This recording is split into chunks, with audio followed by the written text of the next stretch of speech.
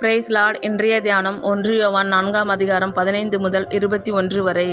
இயேசுவானவர் தேவனுடைய குமாரன் என்று அறிக்கை பண்ணுகிறவன் எவனோ அவனில் தேவன் நிலைத்திருக்கிறார், அவனும் தேவனில் நிலைத்திருக்கிறான்.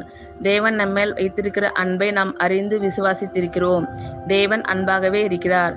அன்பில் நிலைத்திருக்கிறவன் தேவனில் நிலைத்திருக்கிறான், தேவனும் அவனில் நிலைத்திருக்கிறார். நியாய தீர்ப்பு நாளிலே நமக்கு தைரியம் உண்டாயிருக்கத்தக்கதாக அன்பு நம்மிடத்தில் பூரணப்படுகிறது.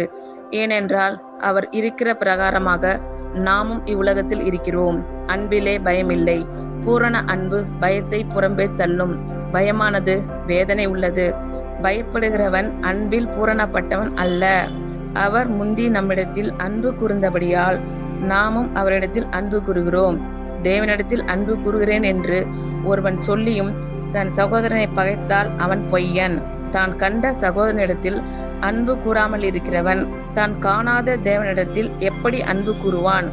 தேவனிடத்தில் அன்பு கூறுகிறவன் தன் சகோதரனிடத்திலும் அன்பு கூற வேண்டும் என்கிற இந்த கற்பனையை அவராலே பெற்றிருக்கிறோம். ஆமென். Thank you Lord Jesus.